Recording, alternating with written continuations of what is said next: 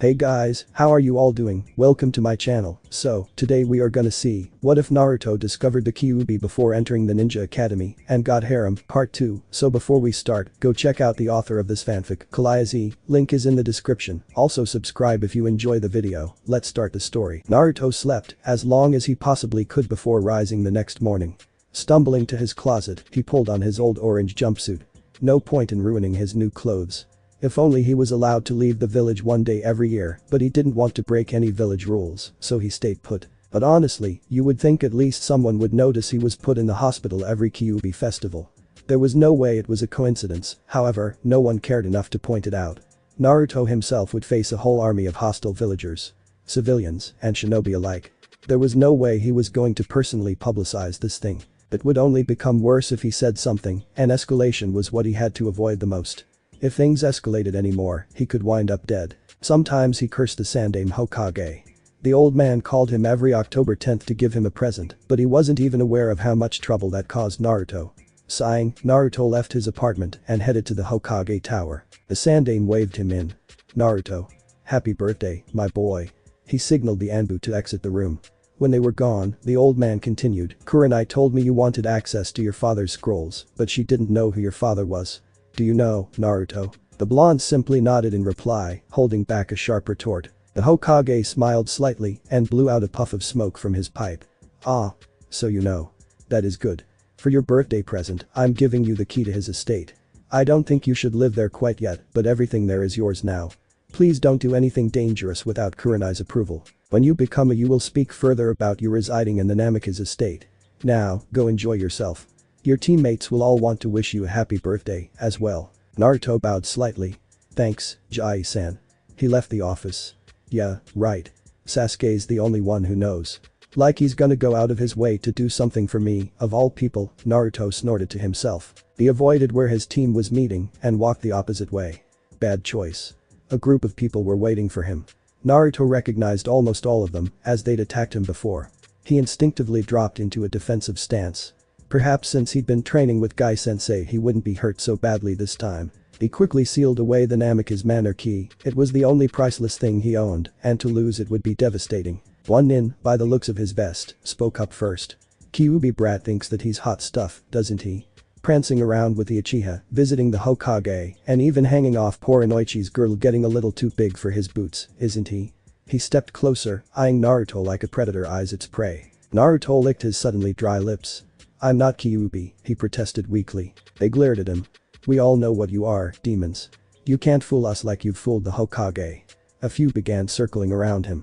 They surrounded him, cutting off all escape routes. Naruto closed his eyes in resignation. He hated his birthday. The first stinging blow fell on his right cheekbone. Black eye check. He opened his eyes and dodged the next jab, aimed at his stomach. Someone hit him from behind and he fell forwards onto his hands and knees. A foot ground his face into the dirt. "Let's go, boys." Naruto faintly heard one yell. Realizing the danger he was in, Naruto frantically gathered chakra in his hands and pushed up, grabbing the foot pushing him down and twisting as hard as he could. The man howled. "You scrap. You broke my foot." Naruto inched backwards, terrified by the look of murderous rage in the man's eyes. His arms were suddenly seized and wrenched behind him. One cracked and Naruto stifled a yell, biting his lip so hard it bled. "Don't worry, Mizuki. We'll teach this demon scum a lesson." The blows came all at once, from every direction. The blood-red haze of pain surrounded him as they beat him to a pulp. Blood dripped from his head, his nose, his mouth everywhere. When they released his arms, he fell to the ground, limp. But Mizuki wasn't satisfied. Naruto wondered through his delirium where he'd heard that name before. Mizuki, he presumed, lifted him up by the front of his shirt. Blearily, Naruto looked up at him and wished he hadn't. Mizuki's eyes were filled with a berserker's rage. Naruto scrambled to produce chakra because he was certain at that moment that Mizuki would kill him. Mizuki felt the chakra start to collect and just laughed. "Yoru. Drain his chakra." Just like that, Naruto felt all his chakra pulled away. "Kyuubi. I need your chakra. Now." Mizuki yelped and dropped Naruto as the demonic chakra burned his arm. "He's using his demonic powers." He screeched. "Don't heal me just yet, Kaiu. I'll need all your chakra to blow these guys off the face of this earth." Naruto crouched on all fours, the red chakra surrounding him. He let loose a feral roar. Three tails billowed out behind him, thrashing wildly. "I'm sick of you. I never hurt you, but I'm not going to keep taking your crap. you should all just die. Naruto's voice was low and gravelly. He was about to charge and rip them to pieces when he was surrounded by wooden bars. The Nanbu held his hands together, forming a seal. Uzumaki Naruto. Cease attack. Naruto wilted, realizing what he'd been about to do. I understand, he whispered, voice hoarse. The wood withdrew into the ground. Naruto staggered to his feet and began walking towards the Anbu. He realized something was wrong when he heard heaving breathing behind him. He whirled around to see. Blood splattered across his face and he found himself unable to breathe. Eyes wide with shock, he reached his fingers up to his throat. They came away coated in blood. His jaw moved and no sound came out. As his legs gave out, he hacked out blood and fell to the ground. His eyes fluttered and he stared into nothing. The Anbu stared in disbelief.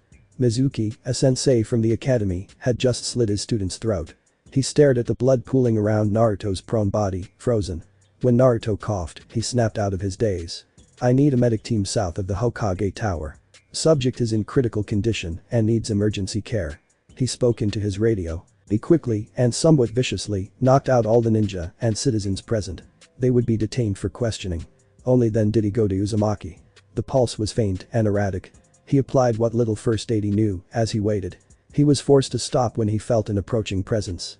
Looking up he spotted the Uchiha. Sasuke stared at Naruto in morbid fascination. Is that Naruto? What happened? He felt like he'd seen the Uchiha massacre all over again. The blood brought it all back. The Anbu finally answered, that group over there attacked him. His throat was cut. He's alive for now. Sasuke couldn't tear his eyes away from Naruto. He'd said he hated his birthday. Was this why? What was going on here? Naruto had expected this. Did that mean it had happened before? The very thought made Sasuke feel sick. What can I do to help? Sasuke croaked. The Abnu turned toward Sasuke. Help is on the way, kid. You can do one thing, though. Find Jiraiya of the Sannin. He has long white hair, you'll know him when you see him. He should be at the bathhouse. Sasuke jumped up and sprinted for the bathhouse. He'd never run so hard in his life. In practically 3 minutes flat, he found Jiraiya. South of Hokage Tower. Naruto. Sasuke got out between pants. Jiraiya frowned with mock severity. What nonsense are you spouting, Uchiha? Sasuke caught his breath. The Anbu sent me. Someone slit Naruto's throat. All joviality disappeared. Take me there, now. Jiraiya followed Sasuke to where Naruto lay in his own blood. Oh, not good, not good. Jiraiya paced. He's going to die if we don't do something right now. Tsunade's not here. No medics except her can fix this. Abruptly he stopped moving. Tenzu. Body flicker to the Hokage's office, grab the slug summoning scroll, and come right back. It's our only option right now. The Anbu disappeared and reappeared a few moments later with a large scroll. Here it is, Jiraiya-sama. Jiraiya took the scroll. Listen up, Uchiha. We've only got one chance, so don't screw it up. He had Sasuke sign the contract and explained how to perform the pour all your chakra in. When a slug appears, tell it to reverse summon Tsunade here as soon as they possibly can. Sasuke nodded dutifully, gathering his chakra. It built and he released it all in one big burst. No, summoning technique. A slug about the size of his arm appeared in a cloud of smoke. Sasuke quickly and concisely relayed Jiraiya's instructions. The slug disappeared to follow his command. Sasuke slumped to the ground, exhausted. Almost unconsciously he scooted closer to Naruto. The blonde latched onto his arm like a lifeline. Sasuke smiled slightly. Dope, he whispered, even though he knew Naruto was beyond hearing. Tsunade suddenly appeared behind him. Jiraiya. What's wrong? Jiraiya faced her, determined.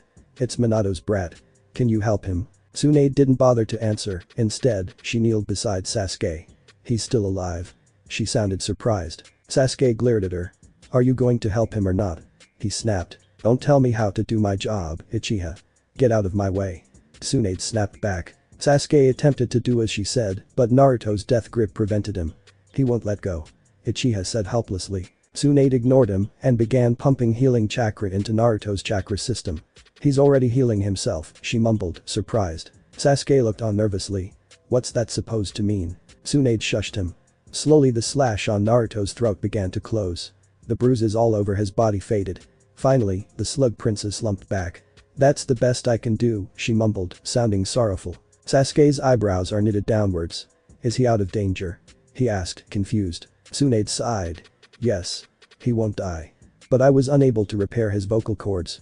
He won't be able to speak anymore. Sasuke stared at her with horror. Not being able to speak. It wasn't entirely necessary for a ninja, but for Naruto, speaking was his only way of connecting with people. To take that away, he had no family, no place to belong, and now, no speech. It seemed unusually cruel. Swallowing the lump in his throat, Sasuke said simply, "Thank you, Tsunade." Jiraiya looked on silently. He'd failed Minato again, and he didn't know if he could recover from this in a long time. To make up for his failure, he would have to watch over Naruto forever. Tsunade lifted Naruto in her arms. "I'm taking him to the hospital. Jiraiya, you, and Tenzu report to the Hokage. Uchiha came with me." Naruto was still clamped on Sasuke's arm, so it wasn't like he had much choice in the matter. Everyone followed Tsunade's orders, she is much too scary to disobey. When they reached the hospital, Tsunade lowered Naruto onto a bed. He sat up, awake, almost instantly.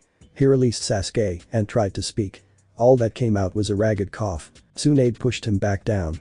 "Hold it, brat. You shouldn't be talking. Your vocal cords are damaged." She rummaged around and found him a pen and paper. "Why is Sasuke here?" Tsunade read out loud and chuckled. Sasuke narrowed his eyes on Naruto. "Dope." Naruto gleefully wrote back, "Team." And grinned at Sasuke.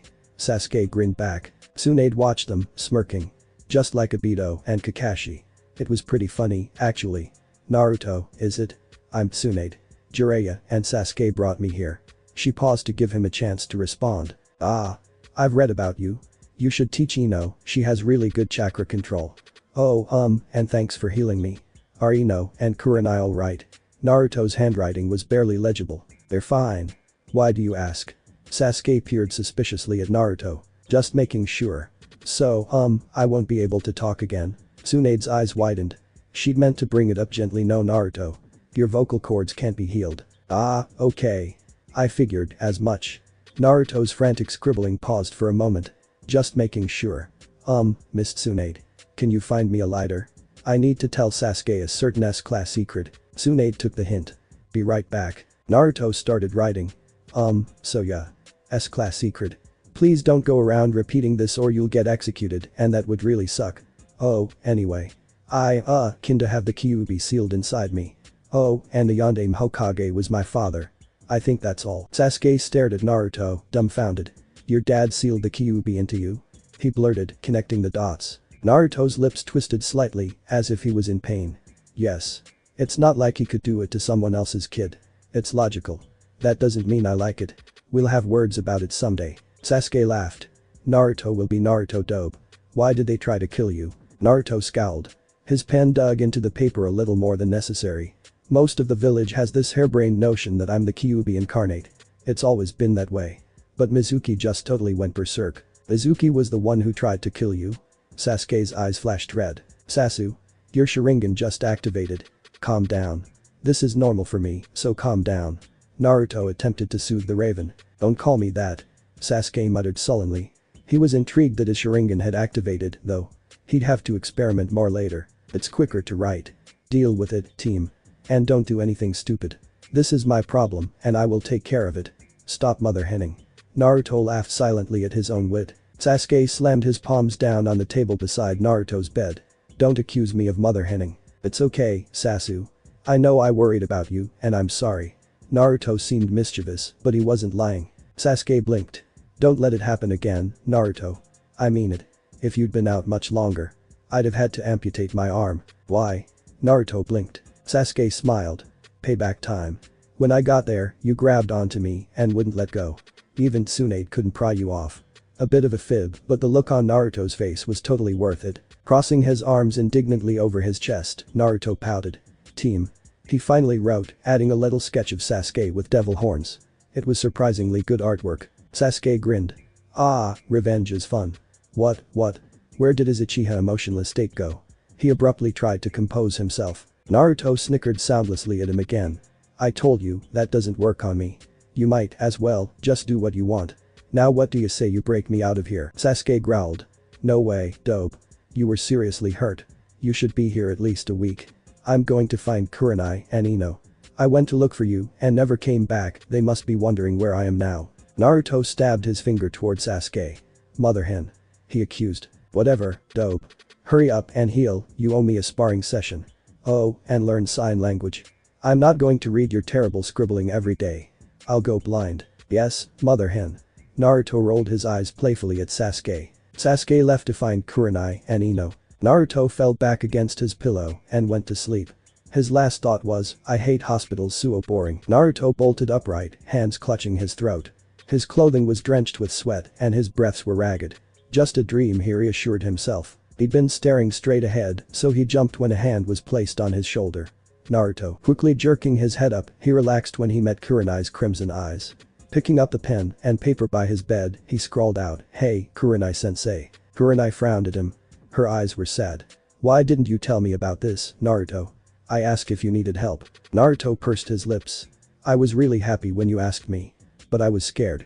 His face twisted into a grimace. "I thought if you knew how much danger I would put Sasuke and Ino in, you'd be mad and kick me off your team. I was lucky to get on the team of someone who didn't hate me in the first place, and I didn't want to ruin that." Kurenai's whole demeanor became stern. "You're my student as well, Naruto.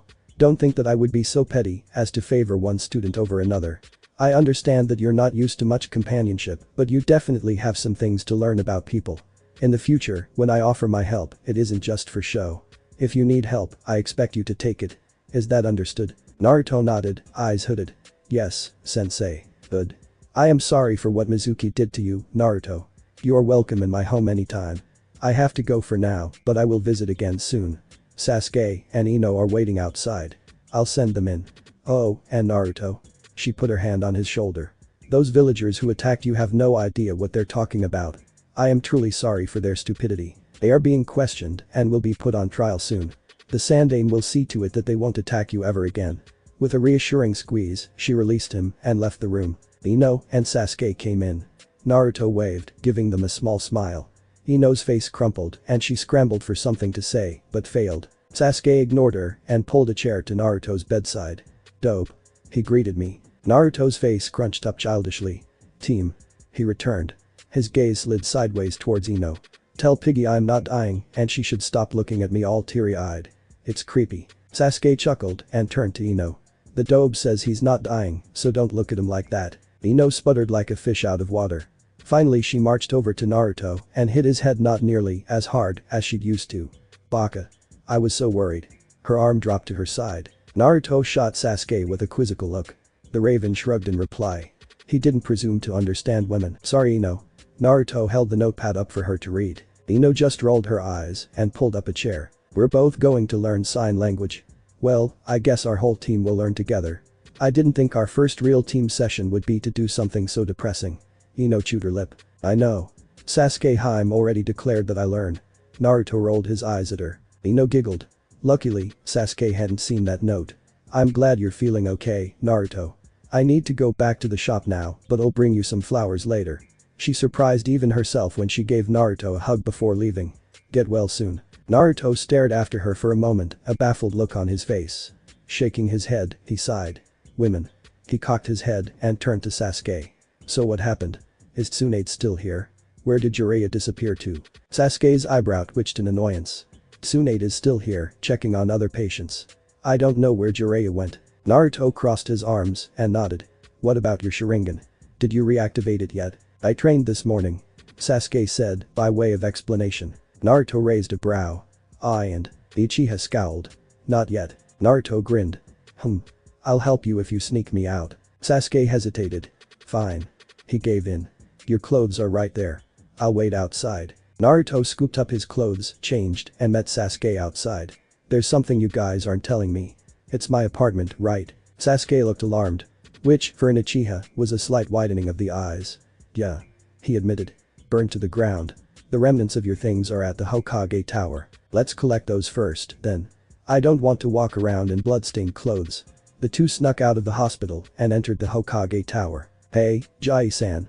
Naruto greeted Sandaime cheerily by sticking a notepad in his face. "I came for my stuff." The Hokage let out a deep breath. "Naruto." "Sasuke." He welcomed them. "Your scrolls are over there, Naruto." Naruto strolled over and inspected the scrolls. "Two are missing." His eyes sharply studied the Hokage. Sandaime met Naruto's eyes. He looked haggard. "Jiraiya has the other ones. He wanted to examine the seals. He bought a house, you know." The old man smiled. While the conversation seemed like a jumble of random information, Naruto understood precisely what he meant. "I think you made him feel guilty, Naruto." Naruto processed this, his expression blank. "I see. Well, tell him to return them as soon as possible." He turned to leave. I think he hopes to talk with you, Naruto. You should give him a second chance. The smoke from the Sandame's pipe floated upwards, as if fleeing from the tension that remark created. Naruto paused. As you wish. He finally wrote in reply, face cool. He left the office. Sasuke gave the Hokage a stiff nod and followed Naruto. Those boys, the Sandame sighed and stared up at the ceiling. What am I going to do with them? Naruto tucked the scrolls in his weapons pouch. I know the perfect place to train. Let's go. Sasuke shrugged. He didn't care where he trained. Great. It's this way. Naruto dragged Sasuke to the Namikaze manor. A huge iron gate blocked their entry. Naruto rolled up his tattered sleeve and unsealed the key. He unlocked the gate with reverence, eyes twinkling. Welcome to my future estate, Sasuke. As they stepped inside, both boys looked around with curiosity.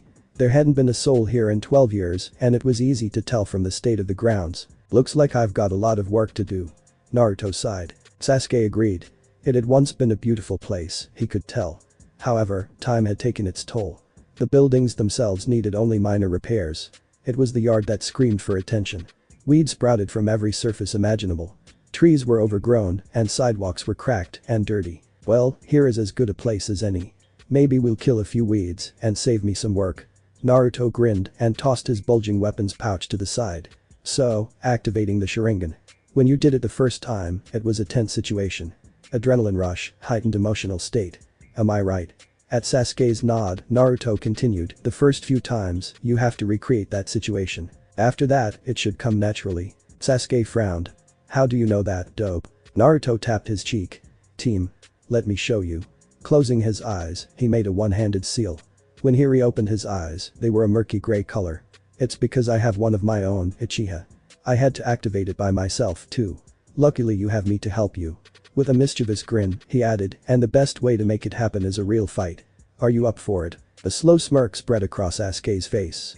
Do you even have to ask? Apparently not. Naruto laughed silently. He tossed his pen and paper aside and beckoned Sasuke towards him. Sasuke met Naruto's eyes and raised a brow. Naruto nodded. The two ran at each other and threw punches. Both missed. Jumping back a pace, Naruto sent a kick flying at Sasuke's shoulder. Sasuke caught Naruto's foot and threw him back. Landing on all fours, Naruto stood slowly. His eyes told Sasuke to watch. Reaching down, Naruto released the weights from his calves and lowered them to the ground. Sasuke growled and sprang at him, annoyed. What was the dope trying to say? Naruto suppressed a silent chuckle at Sasuke's sullen look, but his eyes laughed as he danced out of the Raven's reach. Sasuke grew increasingly frustrated as the spar drew on. Each time he thought he was about to land a hit, Naruto dodged. There was no wasted movement by the blonde and it irritated him. Naruto, on the other hand, was having a great time. It was nice to know that his training with Guy-sensei was already paying off. Absently he dispelled him. This seemed to enrage Sasuke further. Ninjutsu. The Raven hissed out through clenched teeth. Naruto smirked. It was way too easy to make Sasuke mad. He dodged to the side as Sasuke sent fireballs his way. Biting his thumb and making a few hand seals, Naruto performed the Kuchiyas no Jutsu, summoning technique. Sasuke was startled when a black fox appeared in a cloud of smoke. He'd never even heard of the fox summoning contract and Naruto had signed it. All of a sudden he wished he'd received more summoning training. At his current level, there was no way he could match Naruto's summon. The black fox sprang toward Sasuke and bit his wrist almost hard enough to snap it. Sasuke recoiled. He hadn't expected the summon to actually hurt him. One glance at Naruto's face told Sasuke the fight had just begun for real. As the spar drew on, Sasuke was amazed that the fox and Naruto could work in such a synchronized manner without speaking to each other. It was nothing short of incredible. Did Naruto having the Kyuubi inside him have something to do with this? It was a strange thing to watch. The fight ended rather abruptly when the black fox pinned Sasuke to the ground, claws at his throat. Naruto quickly called the fox off and it disappeared. He reached a hand down, helping Sasuke to his feet. Naruto reclaimed his notepad and pen. Ask Tsunade for instruction with the slug summoning. Even if you think Kunoichi are inferior or whatever, she'll get it done much quicker than Jiraiya. Sasuke scowled. Asking a woman for help. It didn't sit right with him. But he nodded anyway. It would be useful after all. Good. Now. I bet you didn't even notice that your Sharingan is activated, did you? Naruto grinned. Sasuke's hand unconsciously touched beneath his eye, betraying his surprise. See what a great sensei I am? Naruto boasted as he collected his weights and weapons pouch. HN. Sasuke's brow creased as he frowned. What now, dope? Wanna explore the library? My dad's scrolls should be in there. It's what I came here for. Naruto looked wistfully towards the buildings. Fine. Sasuke agreed rather quickly. The two boys went into the biggest house first. They located the library very quickly and started exploring. It wasn't the size of the Uchiha library, but it was large nonetheless. Dope. I think I found the scrolls you want. Sasuke held a bundle of about 7 scrolls. Naruto moseyed over to take a look. Yup, these are the ones. I bet I can find some others, but these are the main ones I want. The scrolls were Rasengan, Hiraishin no Jutsu, and several of their family and special techniques. One simply said, for Naruto. Thanks, Sasuke. I guess since you let me borrow stuff, you can have scrolls anytime you want, too. Naruto took the scrolls and shoved them with his sealing scrolls into his weapons pouch. But for now, I should probably get back to the hospital before they send out a manhunt. He rolled his eyes. I'm healed already. Come visit me again sometime. Oh, and if you want some more Sharingan training, ask Rock Lee. He can help you even better than I can. I'd pay so much to see that. Sasuke smiled slightly at Naruto. Bye, dope. Work on your sign language. He shoved a book into Naruto's hands. Yeah. Mother hen. Naruto dodged a swipe. Sasuke took at his head. Later. The two went their separate ways. When Naruto returned to the hospital, it was absolute chaos. The nurses quickly snatched him up and returned him to his room. Naruto sighed. Back to boredom, he reluctantly cracked open the book Sasuke had given him. After about a minute he got bored and made a Kage Bunshin go elsewhere to do it instead. Realizing the ingenuity of that idea, he pulled out all his new scrolls except the one addressed to him and distributed them to Kage Bunshin, who scattered in various directions from the window. Wahoo, multitasking. He was interrupted from his celebration when Tsunade stormed into the room. You little brat. She raged. Do you have any idea how much trouble you've caused? Naruto blinked innocently and pointed a finger towards himself as if saying, who, me? Tsunade caught him in a headlock. Don't give me that, squirt. You're in trouble.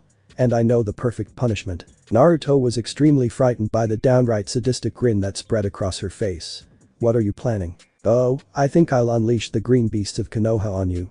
With a cheery wave, Tsunade left the room. Something speedy and green flew into the room. Naruto. A sobbing Lee threw himself at Naruto, falling onto his bed face down. I am sorry for what the unyouthful citizens of Konoha have put you through. With your flames of youth, you will surely triumph over the obstacles of a disability. Naruto patted Lee's head awkwardly. He's like a big, disgustingly hairy puppy. Thanks, Lee.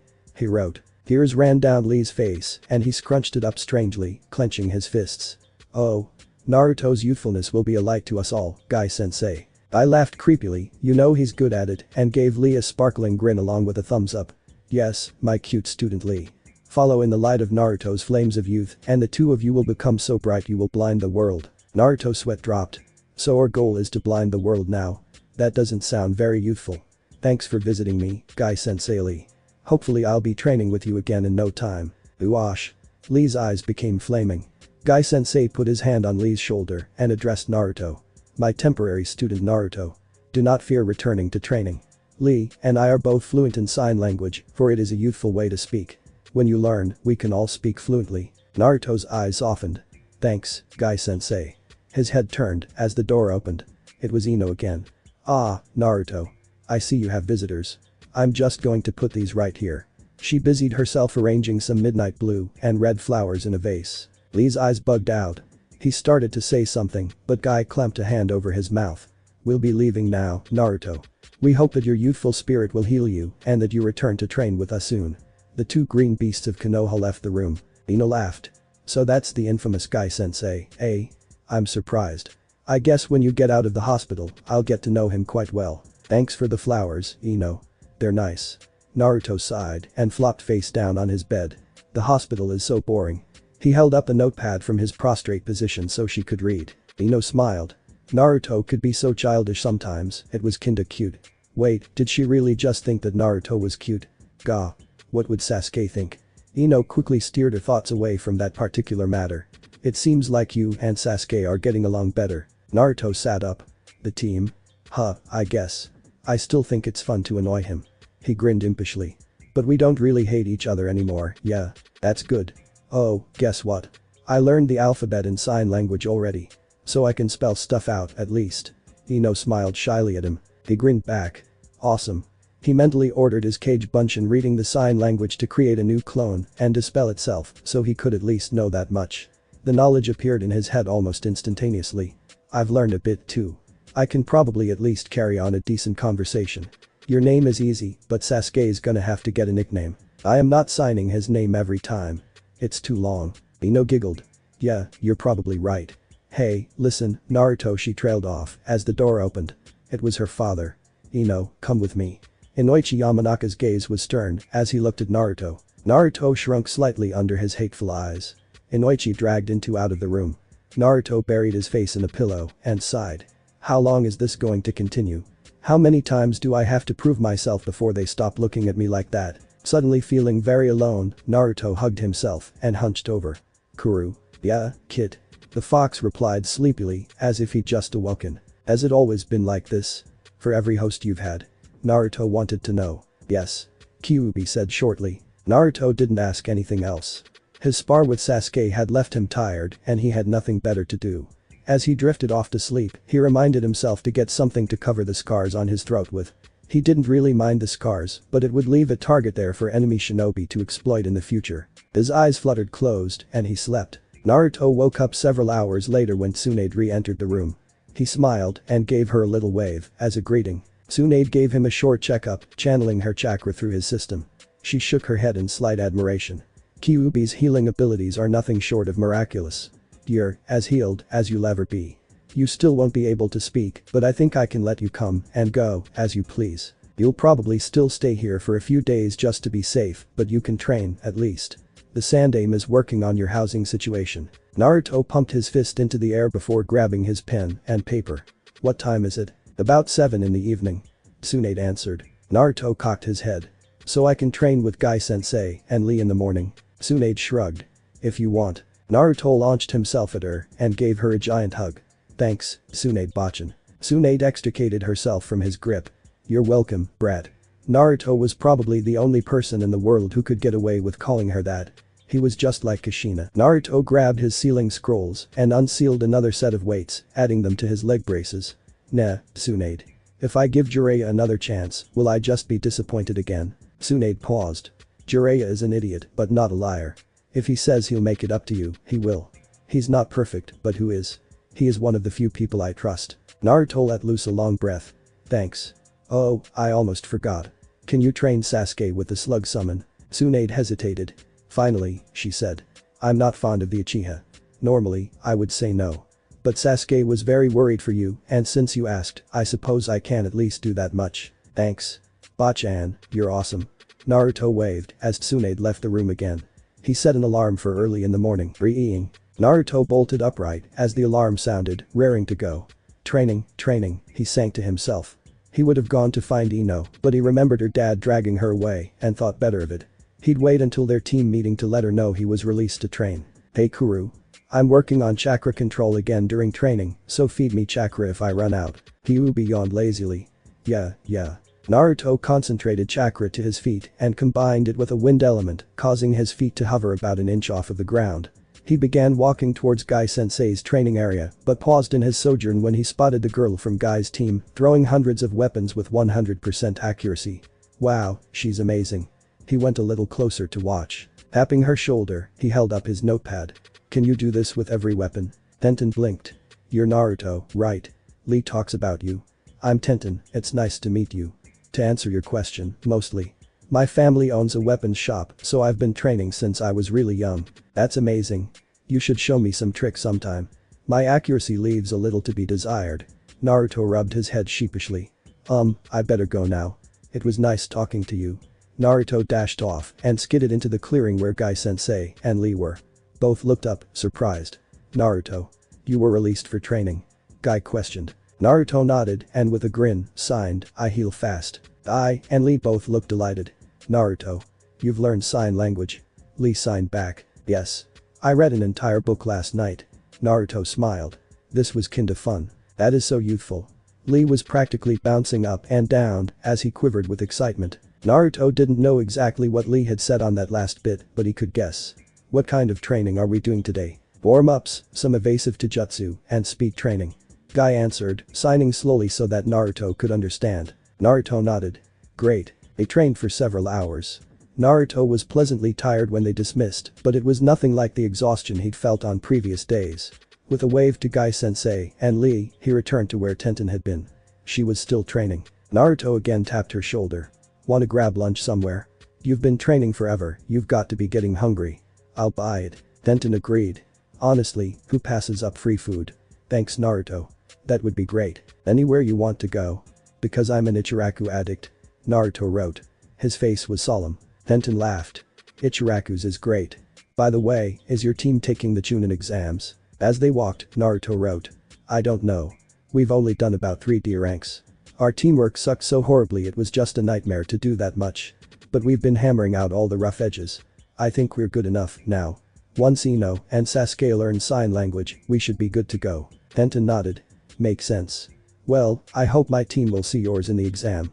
Lee certainly seems to like you." They both entered Ichiraku and ordered their food. "What about your other teammate?" "I don't think I've met them." Naruto took a seat and gestured for Tenten to do the same. Tenten sighed. "Oh, Nej. He's a Hyuga. He acts like the Uchiha, though. That's probably why you've not met him. He's not fond of Guy." Naruto considered this. "Hyuga, Is he related to Hinata?" Tenten shrugged. "I think they're cousins. I'm not sure, though." Naruto perked up as a bowl of steaming miso ramen was placed in front of him. "Itadakimasu." He mouthed before breaking his chopsticks and slurping up the ramen. Tenten had ordered shrimp ramen. She also started eating, albeit at a much slower pace than Naruto. They sat in companionable silence as they finished their meal. Naruto had 4 more bowls and Tenten just ordered a second bowl. Naruto unsealed some money from his scrolls and paid the bill. "Would you do some weapon shopping with me tomorrow, around this time?" "I've been meaning to do it for a while, but haven't found the time." Tenten grinned. "Sure. I'll make sure to find you precisely what you need." "Thanks Tenten. See you tomorrow, then." With a wave, Naruto turned towards the hospital. His team would be waiting. Sure enough, when he arrived, all 3 looked impatient. "Hey. Sorry I'm late." He signed. Ino was the only one who looked confused. Kurenai smiled and signed back. "You've been cleared for training." Naruto nodded. "Hey, sensei. Are we entering with a roll of his eyes?" He spelled it out, "Chunin exams." Kurenai appeared startled. "I haven't really considered it." "Well, it's true your teamwork has improved, you have no real field experience. Well, Sasuke and Ino don't, anyways." Sasuke butt in. "I'm ready. The 2 of us together can take care of Ino." Naruto smirked. Kurenai shrugged. "I'll think about it. Perhaps we should do a C rank first, though." Ino was getting frustrated, following only bits and pieces of the conversation. "Hey Naruto. Why didn't you find me if you were training this morning?" Naruto frowned. "Your dad." Ino sighed. "I get it. I can go tomorrow though, right?" "Yes." Naruto blinked. Turning to Kurenai, he asked, "Are we doing sign language stuff or training?" "Both." Kurenai responded. "But we'll train first." She continued out loud, "Mostly for Ino's sake, we've done teamwork training. I'm satisfied that you can work together as a unit. You all have fair chakra control and different skill sets, good enough to make Chunin. All you lack is experience and a grasp of ninja tactics. Experience can only come through time. Ninja tactics, though, are something that's different for each shinobi. I can guide you in your choices, but I can't make the choices for you." Kurenai rummaged around in her sash for a moment. "Here we are. These are tactical exercises. I want the 3 of you to spread out and work on these by yourselves. Think carefully before you answer." The 3 genins of Team 7 scattered to do as Kurenai said. Naruto looked over the first question. "During a mission, you find out that your enemy is a high-ranked missing nin. He leaves town. They assemble a team of trackers and pursue. They use a summon to keep track of the ninja's location while reporting to the Hokage. C. Attempt pursuit on your own. B. Set up an ambush. D. Return to Konoha to report without tracking the missing nin." Naruto rolled his eyes and selected the second answer. The whole test was similar, except the choices grew increasingly controversial. Finishing the sheet, Naruto stood and wandered back to Kurenai. "I'm finished." He gave her the paper. Sasuke was already finished and Ino sauntered up shortly after. The 3 dropped on the ground to wait as Kurenai looked over their work. She finished and looked up. "From these answers, we have a balanced team. Ino, your answers were cautious and careful. You're the voice of reason on the team. This balances out Sasuke, who is rash but has higher power levels than Ino. Naruto's answers were a mixture of strategy, ninjutsu expertise and rationality qualities required in a leader." Kurenai smiled. "The main purpose of this was for me to find out whose hands to leave this team in when I'm not around. Based on the results of this test, Naruto appears to be the best for the job." She looked at Ino and Sasuke. This is not a debatable decision. I expect you to follow Naruto's orders when I'm not around. Naruto watched them, wide-eyed. He'd expected Sasuke to be the leader. Sasuke frowned. He clearly wasn't happy about this. But if the dobe's being stupid, we'll let him know. Ino nodded her assent as well. No one will expect it, at least. Kurenai smiled. Good, then it's decided. Tomorrow we will take a C-rank mission. After that, if all goes well, we'll enter the Chunin exams. Naruto did a victory dance.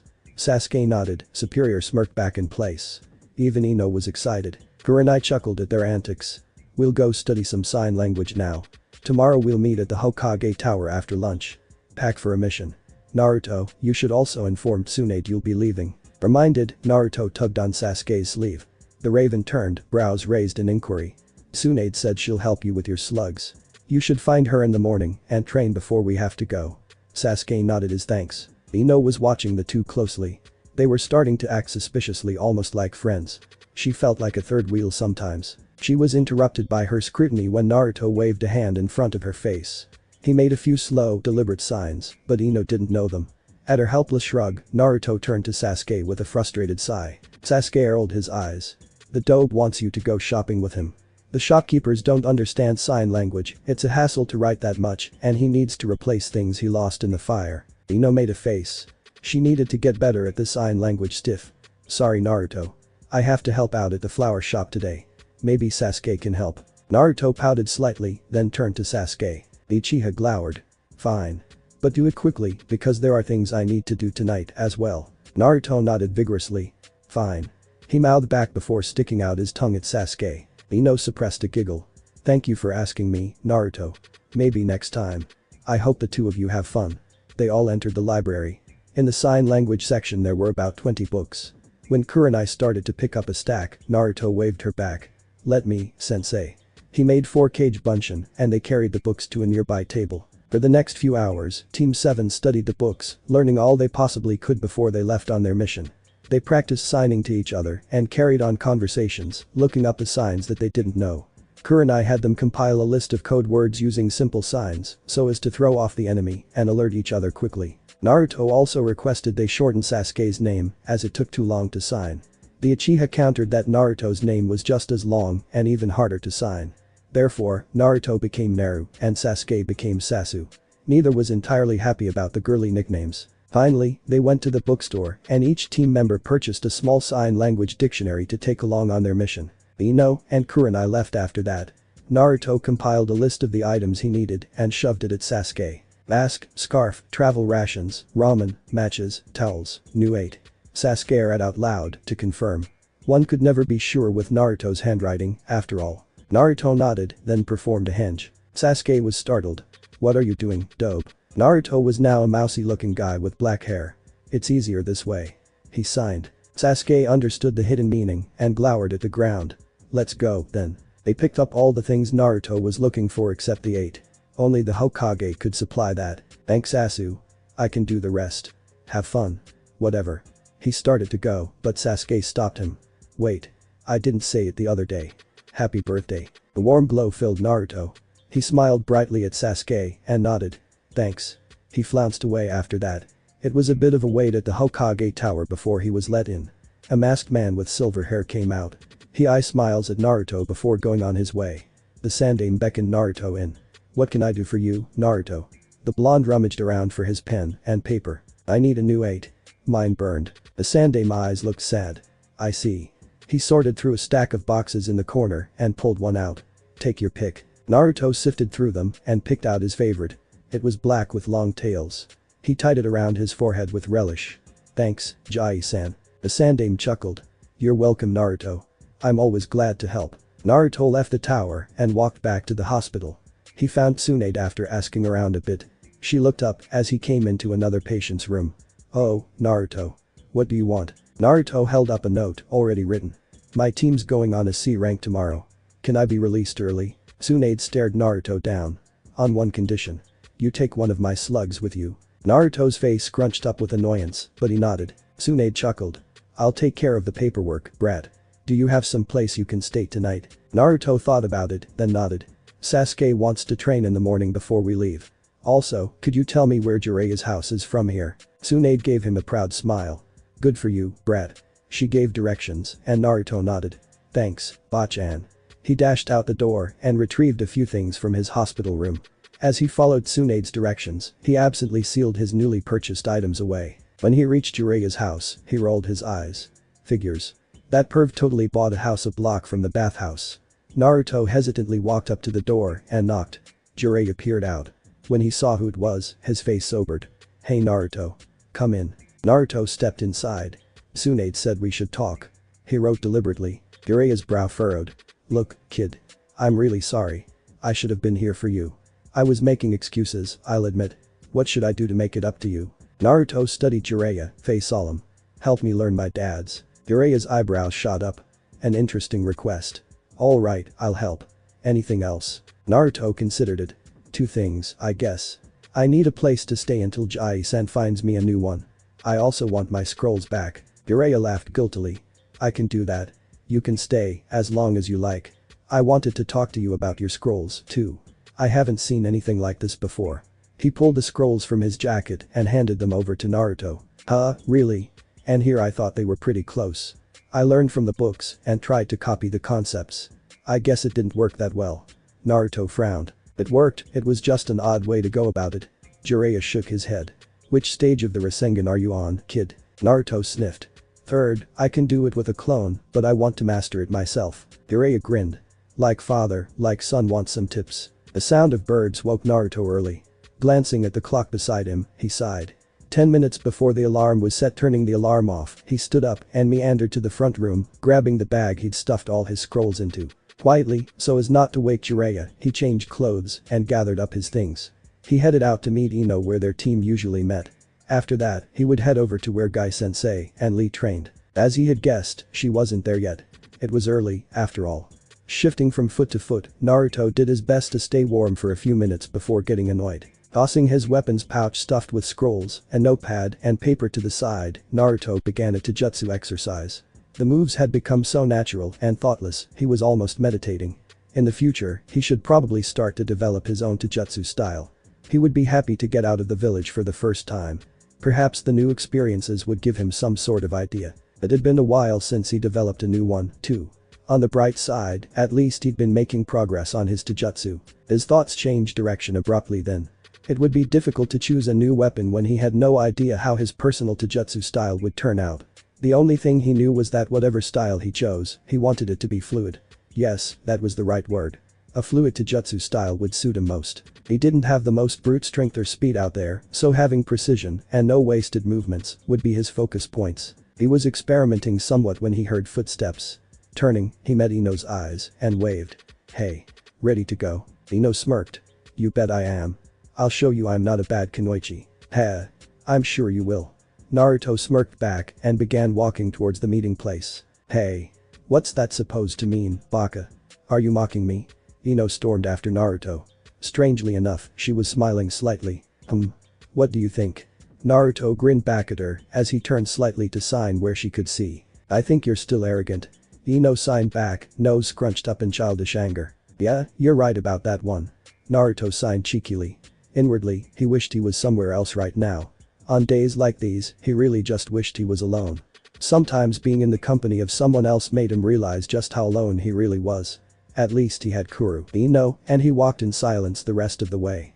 Ino thought it was companionable, while Naruto just felt constricted. Naruto was all too glad when Lee and Guy-sensei greeted them both enthusiastically.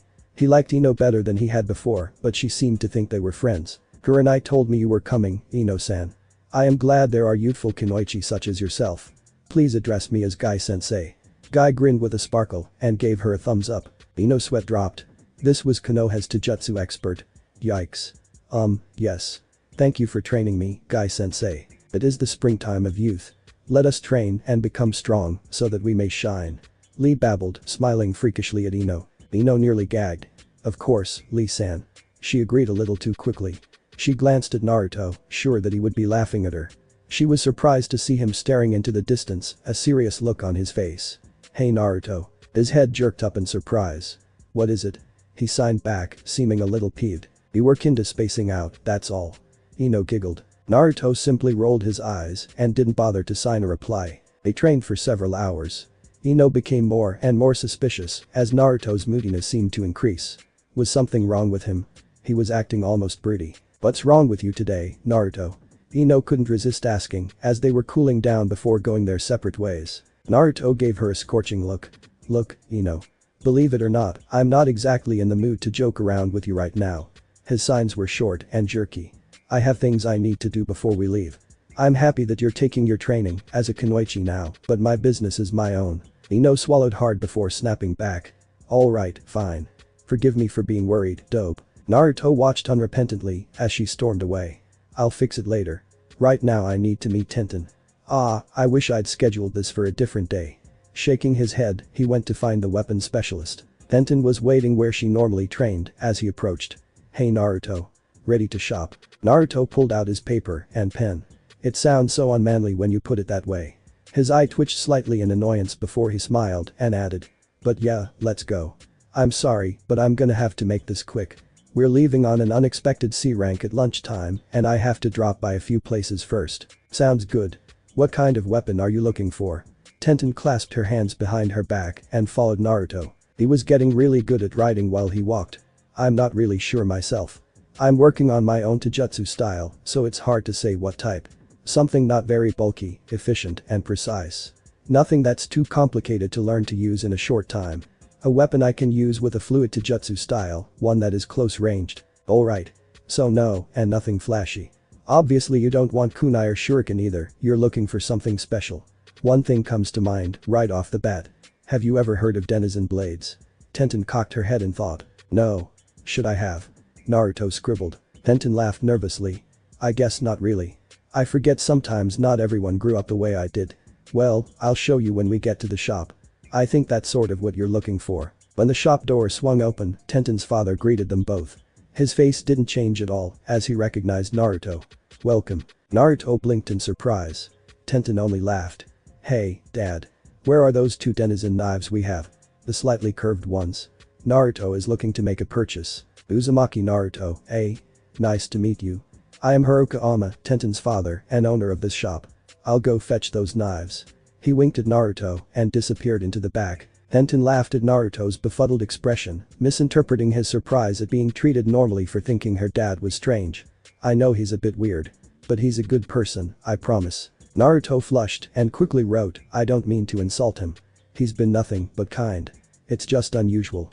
He guessed Tenten and he wasn't speaking of the same things, but just in case, he answered with a reply that could be taken either way. With a nod of understanding, Tenten smiled at him. It's alright, really. He is unusual and that's not an insult to him. Haruka returned from the storeroom holding two dark-colored blades. Ninja weapons couldn't shine, after all. Here you are, Naruto. Naruto examined the knives with a keen interest for several minutes. Finally he shook his head and handed it to Tenten, picking up his notepad. This is just what I need. It's amazing that you could tell what I was thinking when I had no idea. He heard Tenten's father give a little grunt of surprise as he wrote instead of speaking. Tenten shushed him with an angry look. Naruto bit his lip to keep it from quivering. Not pity, anything, but pity I just need to get through this a day more. Luckily Tenten seemed to hear his silent plea and spoke before her father could. I'm just awesome like that. She boasted, trying to ease the tension. It worked, but only somewhat. I'm glad to help anytime, though. Naruto gave her a small, sad smile. Thanks Tenten. He scrawled simply, suddenly needing to get away. He paid for his purchase, along with holsters for the weapons, and left, with a serene nod to Tenten and her father. He could hear her scolding him as soon as the door closed. Better go get a dumb slug from Tsunade next. Naruto sighed to himself. It made no sense when Sasuke would be training with slugs right now. If he really needed one, Sasuke could summon it. Sometimes old people were so weird. Naruto walked all the way to the hospital and found Tsunade. She smiled as he approached. Hey Naruto. I trained Sasuke early this morning. Good luck on your mission. Keep this slug with you, her name is Amaya. Naruto nodded and took the slug, placing it on his shoulder. He winced slightly at the slimy feel on his hands. Wiping his hands on his pants he wrote, thanks, Bachan. With a wave he left to return to Jiraiya's house. It was time to wear his new mask and grab a few last-minute things before his mission. Then, he supposed he'd best tell Jiraiya he'd be leaving. He scowled as he realized he didn't have a key. Sighing, he knocked on the door. Jiraiya opened it and let him in. Naruto held up his already written message, going on a mission. Don't know exactly when I'll be back. Thanks for everything. Gonna grab a few things then head out. Jiraiya nodded. Thanks for telling me, kid. Naruto restrained himself from making a face back at the Sannin as he grabbed his things and left again. Sometimes people can be so tiring. Closing the door, Naruto rifled through his things and pulled out the face mask he'd purchased. If he was going for this look, he might as well cover his hair as well. It would make it easier to claim his inheritance, after all. The only reason Sandaime was concerned was because he looked so much like his father. Shrugging off his jacket, Naruto pulled the face mask up over his nose. Donning his jacket again, he pulled up the hood over his hair. Much better. Now only his eyes could be seen, and though blue was an uncommon color for the Japanese, Naruto wasn't the only one around with blue eyes. As he started for the place their team was meeting, Naruto absently considered when Mizuki would be put on trial. A white-hot surge of anger filled him at the thought of the man. Being beat up didn't bother him anymore, however, taking his voice was something he couldn't forgive. Didn't he have enough handicaps already? Lost in thought, he didn't see the tall man coming until they had already run into each other. Naruto barely kept his feet and he stumbled backwards. It was Haddock Kakashi, the copy nin. Naruto wasn't very fond of the Cyclops, so he simply bowed slightly and kept walking. Kakashi wasn't finished, however. He smiles at Naruto. You're Minato-sensei's kid, right? You look just like him. Naruto held back a scowl. That's right. He wrote in reply. He hated this. Why wouldn't people just leave him alone? Kakashi couldn't contain his surprise. Why is Minato-sensei's son writing instead of speaking? Trauma. That shouldn't be happening. Minato's kid should be stronger than that. Why don't you speak? Naruto's fist clenched around the pen and his knuckles were white as he wrote, thanks to my wonderful father, everyone in the village wants to kill me. When someone gets their throat slit, it's very unlikely they're going to speak again, Haddock. A bit put off, Kakashi frowned. I'm sorry about that, but it's not really Minato-sensei's fault. Naruto looked up at Kakashi incredulously. He's the one who sealed it into me. Pray tell, how is this not his fault? Kakashi was getting annoyed with this kid. He did what he had to save the village. Naruto's eyes were like ice chips. He didn't save the village. He passed the duty on to someone who couldn't protest. Me. And if I had a choice, the Kyuubi would have ripped you all apart then and there. Kakashi was taken aback at the venom. He was so young, but his bitterness was greater than most seasoned ninja. There was really nothing else to be said. I know Minato-sensei loved you, Naruto. He tried. Naruto stared at Kakashi with such piercing disbelief that the copy nin took a step backwards. Well, he sure had a funny way of showing it. He was an idealist, Haddock. There was no possible way he could truly believe they would treat me well. No Jinchuriki has ever been treated well, and he wasn't stupid enough to believe Konoha would be any different. He brushed past the older nin and headed towards his team, not even allowing Kakashi a chance to reply. His team all seemed surprised at the foul mood radiating around him. What's wrong with you, dope? Sasuke questioned. Naruto glared at him and didn't reply. Let's just go. Ino, Sasuke, and Kurenai exchanged glances. Kurenai sighed. Alright then. We're heading out to the wave country. Naruto sighed, also.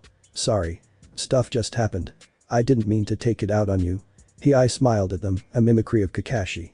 It was 100% fake, just like Kakashi's. Kurenai rolled her eyes.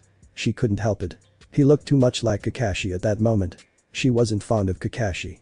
Once we reach the gates, you'll meet our client. Our mission is to safely escort him back to the country of wave. Ino turned greedy eyes on Kurenai. Him? Ooh, who are we escorting? A prince.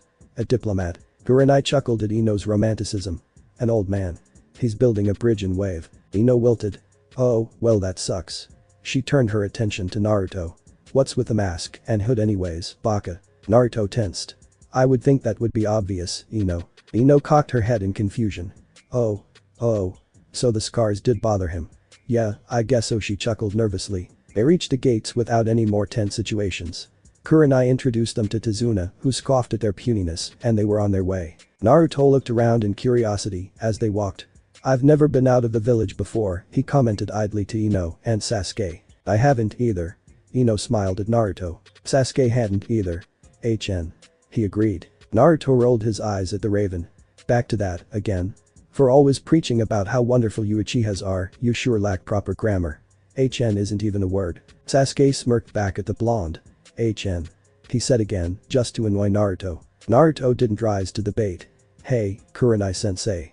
What do you think I should be working on before the Chunin exams? Kurenai blinked at the question. It's nice to know you're thinking ahead. You've already drastically improved your taijutsu. Your ninjutsu is already on par with many, just from what I've seen. I would say Jinjutsu. If we have time during our mission, I'd be happy to teach you all a few things. Ino squealed. Thanks, Kurenai-sensei. What else should I work on? Kurenai smiled. Perhaps they would do well at the Chunin exams, after all. You're focusing on your taijutsu with Guy and Naruto. That is probably your weakest point, so it's good that you're thinking about it. Your ninjutsu is average and probably good enough to make Chunin. All I would really say about you, Ino, is that you tend to be too cautious. While it balances Sasuke out, you should take a few risks every once in a while. Naruto smiled slightly. The time's not gonna ask, but he wants to know, too. Sasuke's eyebrow twitched in annoyance. That stupid dope was right. Kurenai chuckled. Thanks for that, Naruto. Sasuke, you're good at ninjutsu, subpar with ninjutsu, and good with taijutsu. You need to keep improving in all three categories, but you're probably at Chunin level. Your weakness is your pride, as many Uchiha. You shouldn't be afraid to ask your teammates for support. Sasuke scowled at the ground, not really taking her words seriously. Naruto flicked his shoulder. She's right, team. You should listen. Sasuke growled at Naruto in reply. Dope. They crossed a bridge and came upon a path flanked on either side by trees. Naruto blinked. Oh, look. A random puddle in the middle of the road when it hasn't rained for days. Ino and Sasuke's eyes snapped to the puddle. Oh, crap. Naruto gave them both a devilish grin. Want to jump in it? Ino stifled a laugh. I think it would be worthwhile. Sasuke grunted.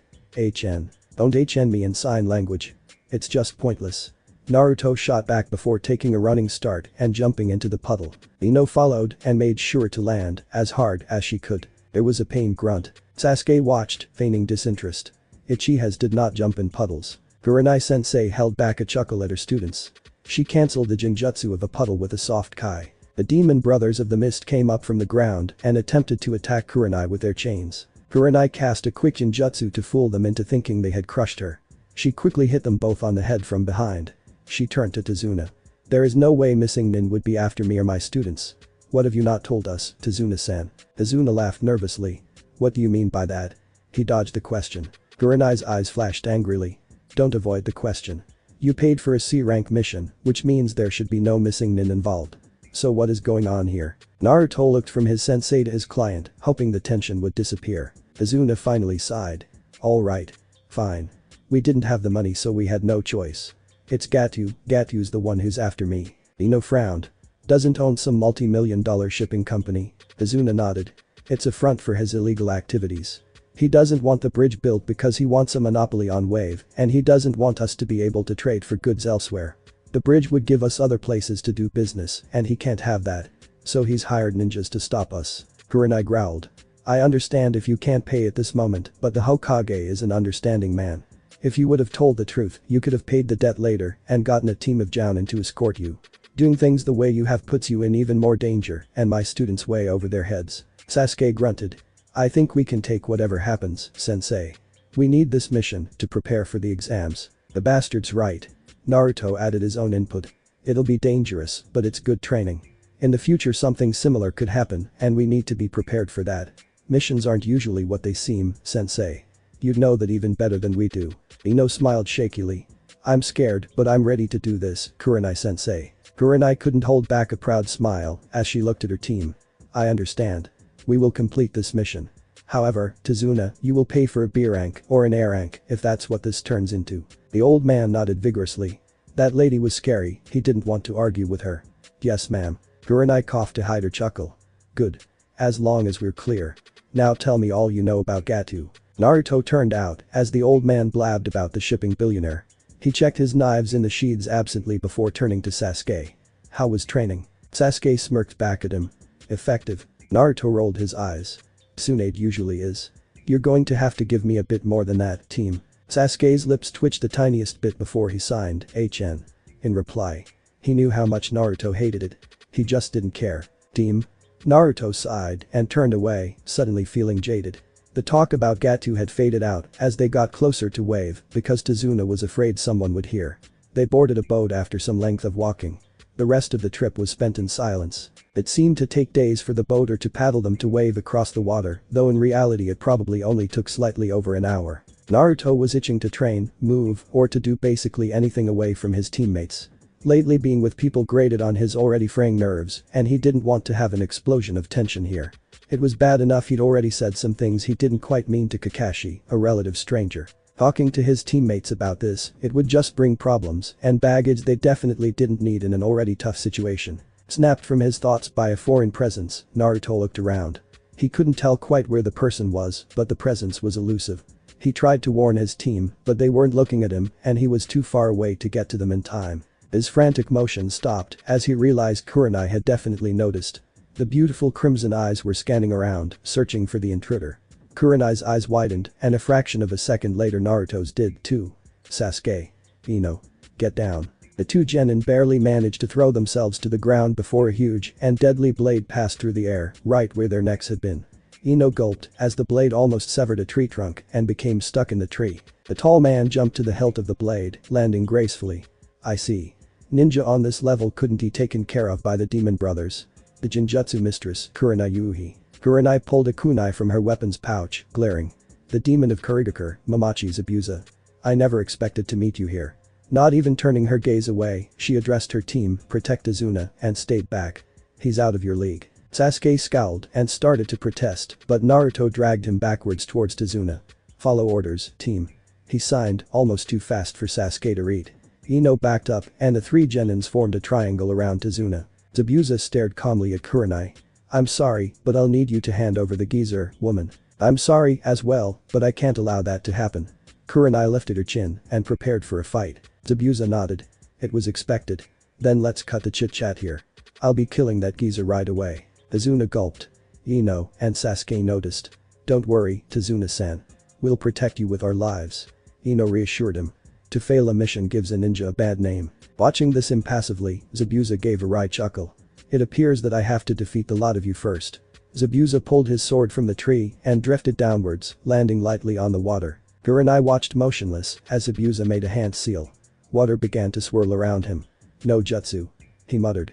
A wave of mist swept over the area, making visibility next to non-existent. Kurenai stepped back in front of her students. I assume he'll try to eliminate me first, but be ready for anything. Sasuke, Ino. Follow Naruto's orders. Zabuza laughed. The sound echoed through the mist. Larynx, spine, lungs, liver, jugular vein, collarbone, kidney, and heart. Which vital area should I strike first? Kurenai didn't move, still waiting for Zabuza to begin the fight. As if annoyed at her inactivity, Zabuza used body flicker and suddenly came in between Tsunade and the three genin.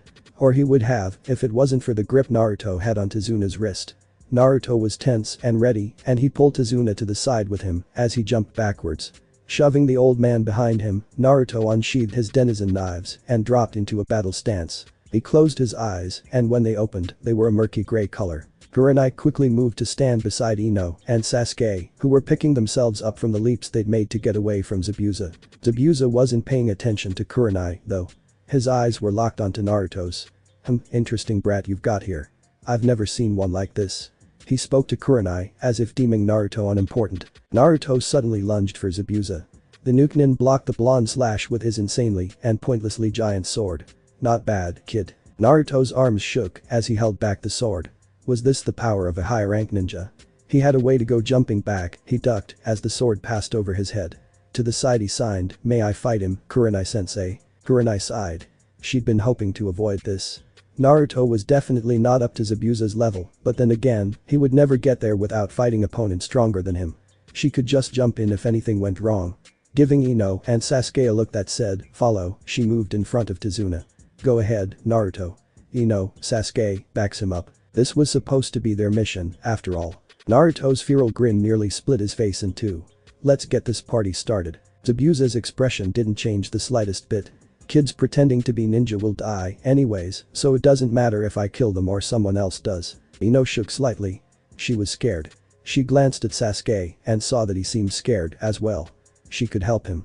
Throwing aside her fear, Ino stood tall. Bring it on, you cow print-clad freak. Naruto's face almost turned purple from holding back laughter. Leave it to Ino to come up with the dumbest sounding insult possible. She was so good at it. Honestly, forehead. Couldn't she do better than that? Sasuke's lips twitched with suppressed laughter as well, his fears forgotten. Zabuza didn't seem to find this very funny. He swung his ridiculously large sword, causing two genin to leap backwards. He was shocked when the blonde one ducked under his sword, there was no way he could have predicted that move. Naruto stabbed the ex-mist nin in the midsection with his denizen knives. Unfortunately for him, Zabuza turned into a puddle of water. Mizu, Bunshin sighs. Kurenai stared at Naruto for several seconds, surprised herself. Abruptly she remembered Naruto was active. He'd probably turned back several times throughout the fight to prevent various injuries. The value of his began to dawn on Kurenai. He could know events that were happening before they took place and therefore predict the moves his opponent would make. Zabuza came out of the mist. Not bad, kid. Must have something to do with that annoying of yours. He was very nonchalant for someone who'd just been stabbed. No matter, I won't make the same mistake again. He frowned somewhat when he saw the three kids making signs, apparently talking to each other. They weren't anything he recognized. What were they planning? Not that it mattered. Another person, presumably an enemy, suddenly flickered in. Zabuza-sama. We have been summoned.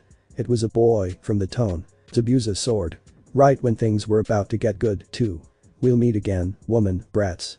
He told Kurenai, before disappearing along with his companion in a swirl of mist. The mist technique over the area disappeared. Naruto sighed. They hadn't gotten to fight much and had wasted a lot of precious time. Releasing him, he turned to Kurenai, pouting. That was lame. Kurenai sighed. I wouldn't go wishing for danger, Naruto. It will come regardless. Despite that, well done, you three. You protected Tsunade in a tense situation. The three genins exchanged glances. So what now? Ino spoke up. Tsunade finally spoke. Thank you, all of you. Please allow me to host you at my house. Suddenly polite, old man. Afraid we'll leave you to die. Naruto snorted to himself. Kurenai, however, just smiled. That would be appreciated, Tsunade-san. Shall we go there now? That is fine. Tsunade nodded. The old man led the way to his house. When they arrived, he introduced teammate to his daughter and her son. They sat down for dinner. Inari didn't even look up as he was being introduced. You're all gonna die, he said gloomily. Teammate ignored him. That is, except Naruto. He glared at the brat, wishing for the world that he could yell at the kid. Ugh, this is depressing. Kurenai politely thanked the family for the meal, and they all began to dig in. Throughout the dinner, Mr. Doom and Gloom Inari couldn't keep his mouth shut about how they were all going to fail. Naruto ate his food quickly, wanting to get away as soon as possible. Inari's whining was really grating on his nerves. When Inari made a comment about how they knew nothing about hardship, that was it. Slamming his chopsticks down onto the table, he stood suddenly, glared venomously at Inari, and stormed out of the room. There was a long moment of silence, which was only broken by Kurenai's sigh of resignation. I'm sorry about that, Naruto's had a hard life. If you let him cool off, he'll be fine. He's not normally so short-tempered. Ino pushed back from her seat at the table. I'm going to make sure he's okay. She said softly. Kurenai smiled at her. Please do. She was surprised when Sasuke stood as well, following Ino outside. Maybe they have better teamwork than I'd thought. Ino looked at Sasuke when they came outside. Any idea how to find Naruto? Sasuke smirked as several explosions came from the west. That would be the dope. Ino sighed. Even when Naruto wasn't there, he had to make her look stupid in front of Sasuke. So annoying. They found Naruto in the middle of a giant crater in the ground. God, Naruto, what did you do? Naruto's head whipped up, ready to bite her head off. When he saw it was just Ino and Sasuke, he relaxed. Something feels off. We shouldn't have accepted this mission. It just feels ominous. Sasuke let loose a sharp breath, scoffing. You sound like a scared girl, Naruto. Hey. Ino protested, stung at being compared to Naruto. Naruto bared his teeth at Sasuke, stomped towards him, and lifted him up one-handed by the shirt collar. Staring into his eyes angrily, he signed with his free hand, I'm being serious here, you prick. But forget it. He dropped Sasuke none too gently, still glaring. His eyes flashed red for a split second. Sasuke coughed, rubbing his neck. He must have been seeing things. Naruto's eyes were blue. What was that for, dope? Ino looked on in slight horror. What was going on? They'd been acting like friends the past few days, why were they angry at each other again? Just leave me alone. Naruto turned away from them both, staring at the horizon. Sasuke and Ino exchanged looks. Sasuke simply shook his head and went back to the house. Ino cautiously went to stand beside Naruto. What's wrong, Naruto? You're not making any sense. She said it as gently as possible. Naruto seemed to wilt and he collapsed against the ground. I know. Something bad is going to happen. I'm worried. And I won't be able to warn anyone if something does happen. It worried me when I sensed Zabuza nearby and I couldn't even tell you. I can't trust you guys enough to tell you what's going on with me. Ino chewed her lip, suddenly worried herself. Why can't you trust us? Naruto where? Naruto turned his blues on her. The look was so full of emotion that she was shocked into silence. The moment was ruined as he stood up, breaking their eye contact. I've lost so much, Ino. I can't lose anything else, I can't. no matter the consequences. He walked away from her, not looking back once. She stared after him wide-eyed for a long time before she turned back towards Tsunade's house. What was going on with Naruto? Sensing an unfamiliar chakra system close by, Naruto abruptly sat up. There was a girl in a pink kimono kneeling beside him. Why are you sleeping here?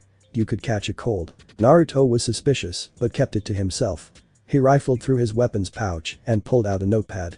I am a ninja from Konoha. My name is Uzumaki Naruto. I was training and I fell asleep. Thank you for waking me. What is your name and what are you doing out here in the middle of the woods, if you don't mind me asking? The girl smiled. I don't mind at all. My name is Haku. It is nice to meet you, Naruto-kun. I was collecting herbs. I make them into salves and remedies and sell them for a profit. Why are you training so hard? You look plenty strong already. Naruto nodded. Would you like some help? I need to be stronger. I have to work hard. Haku tucked her hair behind her ears serenely. I would be grateful for your help. She explained what she was looking for and showed Naruto the herbs she had already collected before continuing.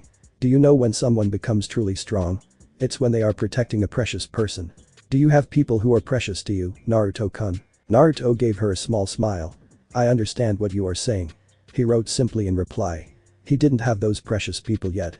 But every life was important and he would defend his teammates with his last breath. Haku straightened up and gave him a soft smile in return. I am glad. You will become very strong, Naruto-kun. Thank you for your help, but I must go now. Naruto waved in farewell as the beautiful girl disappeared into the trees. With a soft sigh, he realized he owed his team an apology. They were important to him and he was shutting them out. Once teammate returned to Konoha, he had some things to discuss with them. Brushing leaves from his ninja pants, he headed back towards Tsunade's house. He was ravenous and his team was probably getting somewhat worried about him. When he strode through the door, Ino greeted him tentatively. Sasuke simply grunted. Can I talk to you two for a moment? Ino smiled. Sure. Sasuke simply shrugged. The two followed Naruto back outside. He tapped his fingers nervously on his pants before signing, I was out of line yesterday. I apologize. There are some things I've been hiding from the both of you. When we return to Konoha, I need to have a long talk with you both. Well, I can't talk, but he stopped signing and shook his head, wincing slightly. Sorry. Anyways, I just wanted you to know it's not really your fault or anything, I guess I just have a hard time trusting people. That's all. Sasuke rolled his eyes. That was a long speech to say something very simple, dope. Ino chuckled. They were back to normal. I forgive you, Naruto. The blonde smiled softly. Basking in the soft rays of sunlight, he looked more content than Ino had ever seen him. Thanks. He looked at Sasuke and cocked his head, considering. Hey, bastard. Come over here for a second. Sasuke glowered. Why? Just do it, you prick. Naruto sighed. Why was the raven always so difficult? Sasuke took a few wary steps towards him, eyes alert. Naruto rolled his eyes and pulled Sasuke's shirt collar to the side slightly. As I thought. Where he'd practically strangled Sasuke the previous night was a mottled purple handprint. Concentrating his chakra to his hands, Naruto quickly healed the bruise with a light brush of his fingertips. Sasuke pulled back, a little surprised. And for some reason, strangely happy. That wasn't necessary, dope. A bruise won't kill me. Naruto wished he could growl. I know. Team. I wanted to, it was my fault anyways. Just be grateful and shut it, bastard. HN. Dope. Sasuke turned away to hide his slight smile. Feeling a warm glow, Ino chuckled silently at the two. They were so awkwardly amusing. Grabbing the two in a headlock with either arm, she pulled them close to her face. Come on, you two. We've got some bridge guarding to do. She dragged them back to the house before letting them go, despite their struggling. Kurenai-sensei will be waiting. When they re-entered Tsunade's house, Kurenai was indeed waiting. Have you worked out your problems, Naruto? She asked, not rudely. Naruto smiled slightly. As much as I can for the moment. Thank you for understanding, sensei. He gave her a short bow to show his sincerity. He turned to Tsuna, eyes inquisitive. When will you be heading to the bridge, Tsuna? Kurenai translated. The old man snorted. Whenever you're ready, kid. Naruto shrugged. I'm here now, aren't I? Kurenai rolled her eyes. Men.all right, we'll be heading out then. Naruto, I'd like you to stay here with Tsuna-sen's family. Sasuke and Ino, come with me. Ino gave Kurenai a frustrated look. How will Naruto be able to contact us if something is wrong, sensei? Maybe I'd be better if Sasuke or I stayed. Kurenai paused. Though I think Naruto could handle whatever happened, I suppose for safety's sake, you're probably right, Ino. Alright, Sasuke, you stay. Naruto turned to the blonde and cocked her head at his frown. Something you'd like to say, Naruto? Naruto's brow was wrinkled in thought. Well, I think I could remedy that. I've been working on something. He reached into his weapons pouch and handed Kurenai a few designs sketched on paper. They're seals. I think I found one that will work. Kurenai blinked. Work for what? Communication via chakra. If I draw those seals on something and you have them, we can communicate. I don't really have the materials to do it here, so I just have to draw it on your skin somewhere temporarily. And you've verified that this works? Ino quizzed. Naruto simply nodded. If I draw the seals on all of us, we'll be able to talk. How long will it take you to draw 4 of the seals? Kurenai seemed eager at the prospect of wordless and sign-less communication. Not long. Would you like me to start? Naruto watched her for a reaction. That would be very helpful. Kurenai agreed. Naruto gave her a genuine smile. I'll start then. Do you mind if I do yours first? Go ahead. Kurenai was curious how this all worked. Naruto pulled a scroll from his weapons pouch and unsealed some ink and a brush. I'll begin, then. Where would you like me to paint it? Anywhere it won't rub off is fine. Probably your shoulder or neck is best. And less awkward for me. Kurenai laughed. I feel as if I'm getting a tattoo. She lifted her hair to the right side. The left side of my neck is fine. Great. I'll paint it, then. It should dry rather quickly. Naruto studied one of the papers he had handed her and began to paint with slow, precise strokes. He had finished within 4 minutes. He did Ino's and Sasuke's after that in the same place Kurenai's was before giving them all a small grin. I can't put mine on my shoulder very easily, so I'll have to put it on my chest. He removed his shirt and did quick work, letting it dry before he put his shirt back on. Can you all hear me? Naruto sent his chakra through the seal tentatively. The more chakra you sent, the louder the voice was. Yes. The 3 replies of Ino, Sasuke, and Kurenai came almost simultaneously. Alright. It works. I guess you guys can go now. Naruto chuckled awkwardly. This is very convenient, Naruto. Thank you. When we say something through these seals, it's related to everyone, right? Kurenai's chakra voice sounded the same as her normal voice, unsurprisingly. You're welcome. And yeah, that's right. So if there's anything private you need to talk about, don't do it through these seals. That would be more than a little awkward. Naruto blinked. Kurenai stifled a laugh. We've made Tsunade-san wait long enough. Ino, Sasuke, we'll stick to my original plan. Let's head to the bridge. Naruto, I'm counting on you. Let us know if there's trouble. Yes ma'am. Naruto chuckled through the chakra link. It's nice to be able to hear his voice again, even if it's only in my head. Ino gave Naruto a smile and turned to follow Kurenai. Sasuke squinted slightly at Naruto. Don't screw up, dope. What faith you have in me, Mr. Emo Pants. Naruto cackled. Sasuke stared at him in horror. Was he, a great Uchiha, just called an emo pants? Ahahaha. You should see the look on your face, Sasuke. I've been saving that for a while. It's hard to say that insultingly enough in sign language. Haha. Emo pants. Naruto's face nearly split in two with his huge grin. Ino and Kurenai both shook their heads in weary resignation. Naruto would be Naruto. Sasuke finally unfroze and was about to start yelling at him. Rolling her eyes, Ino grabbed Sasuke's arm and dragged him off. Naruto and Sasuke's arguments could last for eternity. Better to end it before it began. Don't ever call me that again, Naruto. Sasuke threatened via his seal. Naruto just laughed and made a shooting motion in Sasuke's direction. Get to work, Uchiha. The rest of Naruto's team went to the bridge with Tsunade, leaving Naruto with Inari and his mother. Bored, Naruto pulled out the scroll he'd borrowed from the Uchiha library. Well, he supposed it was Sasuke's library now, considering his brother was the only other Uchiha left. Naruto didn't think he would be allowed in Konoha again. Naruto scanned the scroll, smiling at what he saw. It was called Biku no Jutsu.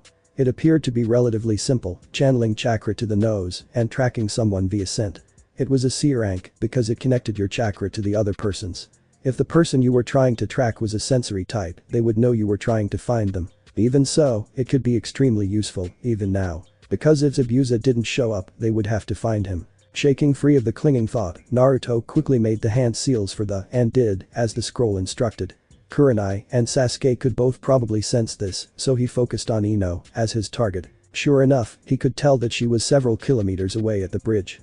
Satisfied he could use the Naruto tucked the scroll away into his pouch again, reminding himself to return it to Sasuke when they had gone back to Konoha. Next, he pulled out a scroll he'd borrowed from the Hokage library. He was just starting to open it when he heard Inari's mother scream. Dashing outside, he found 3 of Gatu's men holding a knife to her throat and Inari sobbing. With a frown, he quickly performed a Kawarimi no Jutsu, swapping Inari's mother with a piece of wood. Shoving her and Inari back inside the house, he quickly took out the hired men. They weren't ninja and didn't pose much of a threat. He tied them together and knocked them out. Kurenai-sensei. There were 3 men here, I've dealt with them. Should I join you on the bridge? I also put a barrier around the house, so Tsunade's family should be safe. Naruto informed Kurenai. Kurenai's reply sounded strained. Come, as soon as you can. Zabuza and his partner are here. We could use your help. Right away, Sensei. Naruto knew precisely where they were thanks to his earlier Biku no Jutsu, so he used a Shunshin no Jutsu to arrive at the bridge. Quickly taking in the situation, he saw Sasuke trapped in his zone of ice mirrors, Kurenai occupied fighting Zabuza, and Ino protecting Tsunade. It appeared as if all the other construction workers had fled. Sasuke. What's going on in there? Naruto placed himself behind Ino and waited for word. I'm trapped in here. The girl is in the mirrors, throwing. I tried to melt the mirrors, but she just reformed them again. Sasuke's reply came in short spurts as he dodged the needles. Do you have a plan? Naruto stepped slightly in front of Ino, eyes on Zabuza. I don't think the mirrors can be broken. I think my Sharingan is slowly catching up to her speed, but I could use a distraction. Sasuke grudgingly admitted. Coming right up, Sasu dear. Naruto teased before he performed a Shunshin ride into the center of the circle of ice mirrors. Sasuke was stuck through with quite a few, but was not injured anywhere that would cause much concern. Naruto cocked his head. Something about the masked attacker seemed familiar. It's Shaku. Realization struck Naruto, and he performed a face palm. I met this girl in the forest, Sasuke. She seems reluctant to hurt us. Tell her I know who she is. Her name is Haku. Sasuke blinked, somewhat surprised. Naruto says he knows that you're Haku. The masked figure in the mirrors paused. I had wondered if he would notice. Yes, Naruto-kun. I am truly sorry for this, but I must protect my precious people at all costs. Therefore, you and your teammates must be eliminated. Haku pulled the mask to her neck and began throwing again. She was extremely fast. Several struck Naruto's shoulder before he saw her throw them. Naruto's gaze shifted to Sasuke. What do you need me to do, team? Keep her focus off me. I'll try and accustom my eyes to her speed. Sasuke activated his Sharingan, the Tomo spinning into focus. Naruto racked his mind for a technique that would work Kage Bunshin. A perfect distraction. Pulling his hands into a cross seal, forming around 7 clones. He sent them to attack the mirrors, hoping to divert Haku's focus from Sasuke. She didn't fall for it. I'm sorry, Naruto-kun. I don't want to hurt you, but I have no other choice. Swiftly and precisely, she threw herself at Sasuke. He was too busy concentrating on his Sharingan to notice. The 5 needles struck him directly through the heart. Eyes wide with shock, Naruto rushed to his side and caught him as he fell, frantically checking for a pulse. There was not one. With a roar, orange chakra billowed from the blonde. You dare to harm my pack. The roar was not loud, but it echoed through Haku's head nonetheless.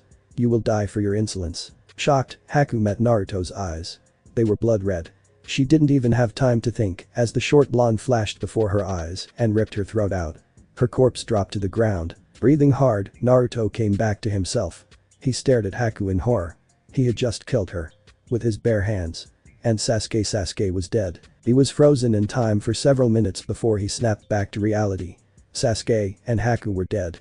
But there was something he could do about that. Focusing, he forced chakra to his eyes and activated his Sasuke. What's going on in there? He felt himself saying through the seal. He stood outside the dome again and adrenaline from the previous fight was still pumping through his veins. He didn't even focus on Sasuke's reply. Instead, he turned his attention inward. Kyuubi. We need to stop this fight now before what happens happens again. What is the quickest way to win this fight without killing Haku or Zabuza? The great demon fox simply snorted. Such an idealist kid. Use my chakra to destroy the mirrors. Make sure your packmate isn't harmed. And wait. The slimy slug called Gatu is coming and things will change as soon as he arrives. Naruto sighed in relief at hearing that. Lend me your chakra, Kuru. That's the deal. The 9 tails went silent. The bubbling demonic chakra surrounded Naruto for the second time that day. Though, for Ino and Sasuke, this was the first time. With a feral grin Naruto tore into the mirrors, melting them away with the bubbling poisonous chakra. Haku jumped clear of the mirrors, shocked at the evil-feeling chakra. Her chakra was running low, and this did not look good for her. Sasuke stared at Naruto in amazement. His blonde hair stood on end as the destructive chakra billowed around him. A single tail lashed back and forth behind him. His canines were elongated and his nails were practically claws. Was this the power of the Kyuubi? Ino started, shocked. This is Naruto chakra. She shivered. Something was wrong. His chakra was normally so warm. But this chakra was positively evil. My chakra reserves are too low. Don't kill Haku. He collapsed, the chakra receding back inside him. Sasuke stared at Naruto in confusion. What was going on? Naruto's motionless form seemed to shift before his eyes. Something wasn't right. A strange pain suddenly blossomed in his chest. Looking down, he saw his shirt was bloodstained right over his heart. Frowning, he prodded the spot. There was no wound, and yet his shirt was bloody. No, something was very wrong. Atu chose that moment to show up. He began taunting Zabuza and Kurenai. Sasuke and Haku exchanged confused looks. What the heck was going on? You know Naruto? Sasuke finally said, for lack of something else. Haku nodded. We met in the woods. I didn't really want to hurt him or any of you. But I must protect my precious people, or else I am worth nothing. She gave Sasuke a soft smile and walked over to Zabuza's side. The fight between ninjas was over as Kurenai, Haku, and Zabuza faced Gato and his army of hired men. Sasuke was still in a state of shock. The air grew heavier and heavier. Glancing upwards, Sasuke grew even more worried. The sky was a sickly shade of yellowish gray and it was completely unnatural. The cloud of hazy mist surrounded Naruto, obscuring him from his teammate's sight. Sasuke rushed towards him. Naruto's eyes fluttered open and he glanced around in puzzlement. Where was he? This wasn't his mindscape. He was shocked when a small sound of surprise came from his mouth. Wherever he was he could speak. Naruto Uzumaki Namikaze. A deep guttural voice sounded from the depths of the blackness. You have broken the covenant. Naruto stumbled to his feet. Wah.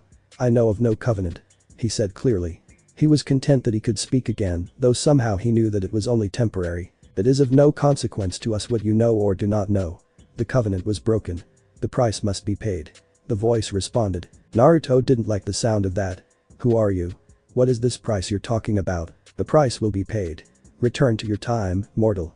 If you reverse time to save a life that has already been extinguished again, you will die. The pitch black world faded and Naruto felt someone shaking him. Naruto?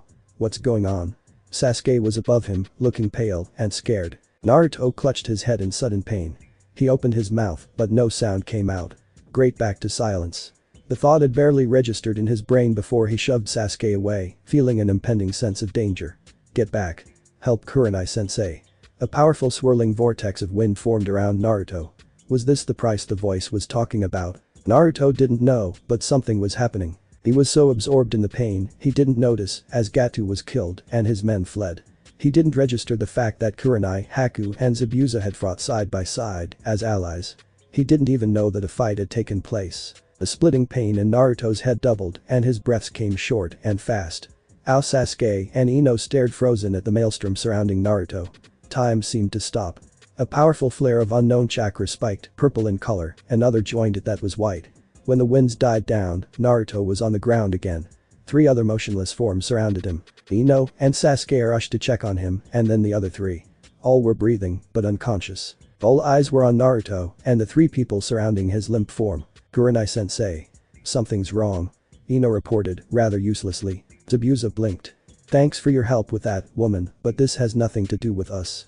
Haku he broke off as the girl rushed towards Naruto. Well, so much for that. He turned to Kurenai. Haku has medical experience. He might be able to find out what's with the blonde brat. Kurenai had no idea what to do.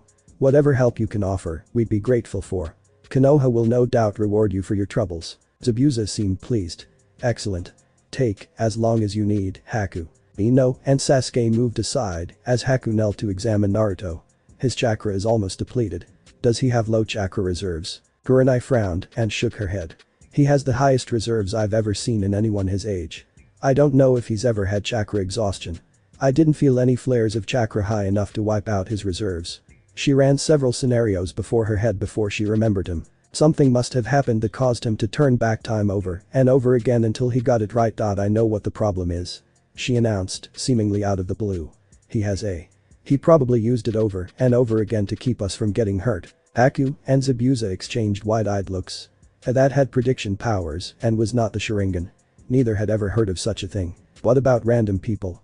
Ino wanted to know, gesturing to the 3 people around Naruto. Everyone's sweat dropped. They had almost forgotten about the random strangers. I have no idea. Kurenai stated, quite honestly. This didn't happen when he used it before. Haku frowned slightly. Well, I can give him some soldier pills. They should boost his energy and chakra levels enough for him to be able to return to Konoha. She did just that as she spoke. Almost as soon as the pill had been swallowed, Naruto bolted upright, nearly colliding with Haku. "Hey, I need you to speak to Haku for me," Sasuke. Naruto sent quickly before continuing, "I think that Zabuza and Haku should join a hidden village as soon as possible. Tell her that if she doesn't, they'll both die soon. I have no ill intentions towards them, and I'm only saying this because they helped me. Sasuke repeated Naruto's words. Haku stared at the blonde. "Is this the truth?" Naruto simply nodded. His gaze lit to Zabuza. He continued feeding his words through Sasuke. "This is the only warning you will have. Stay away from Akatsuki and join a remote village. Otherwise, you won't be safe. And Haku keeps the Four Tails a secret. All of the people present were surprised at Naruto Sasuke's words, including Sasuke himself.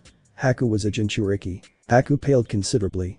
She had used none of the power from the Four Tails, which meant that Naruto was a Jinchuriki himself. Which one? Sasuke didn't even need Naruto to respond to that. The Nine Tails. If Haku had been pale before, now she was colorless. "I thank you for your warning, Naruto-kun. I will do as you have said." Zabuza shook his head in grudging admiration. "Thanks for the warning, kid. If we ever meet again, I'd be happy to help you. Forget what I said before. You're a true ninja." Haku and Zabuza left after Zabuza had finished his little speech. Ino was becoming irritated at being ignored. "Okay, hello. Are you guys still forgetting about the 3 random strangers that just appeared in the middle of Naruto's little vortex?" Abruptly, Naruto knew. "I know who they are. They're here because I destroyed the timelines they lived in. He looked down at the 3 strangers. The first was clearly older than Naruto was. Probably around the age of 21, the man had fiery red hair that spiked in all directions. Seals covered the skin that was visible like tattoos, and his ears were pierced. Naruto pointed to him. "That's Natsunamika's. He's 22. In his dimension, he was the container of the Kyuubi. He left Konoha when he was 13 and joined Akatsuki. He became the apprentice of Uchiha Itachi. Through the instruction of Itachi, he fully merged with the Kyuubi. Sasuke's face stilled completely at the mention of that name. A burning rage built in him, but he said nothing. Naruto continued, "The blonde is Naruko Uzumaki. She's the same as me as far as her life went. She is Kyuubi Jinchuriki. She's 17. She's a Chunin and was an Anbu. She never was a member of a genin team but was instead tutored under Mitarashi Anko. The last one is a civilian, Narunamika's. She is 11 years old and does not have the Kyuubi sealed in her. In her timeline, the Yondaime Hokage sealed Kyuubi into a dying baby. The small girl had white blonde hair and looked frail. She wore glasses." Drawing in a deep breath, Naruto finished, "In other words, they are all alternate versions of myself from timelines I destroyed. And because I know you're wondering, Kurenai-sensei, the reason I kept using it repeatedly was because I saw each of you die in front of my eyes over 11 times. All of teammates stared at Naruto in absolute alarm. He didn't meet their eyes. "I couldn't let that happen, so I broke a rule. I have to pay the price. These 3 are part of it. They're my responsibility. He gave them all a solemn look. "If I ever try this again, I'll die. So please don't put yourselves in such danger. Ino was taken aback. He hadn't said that he wouldn't do it again, he'd just said to be more careful. Was he actually saying he'd exchange his life with any of theirs? Naruto. Ino sighed. "Keeping us alive isn't your responsibility. If we had died, it wouldn't be your fault." Naruto snorted disbelievingly. "You go tell the village council that. If I returned without my team, I would be exiled. They would all think I killed you. Ino had deduced from the conversation that Naruto had some sort of connection with the Kyuubi, but she wanted to hear it from Naruto.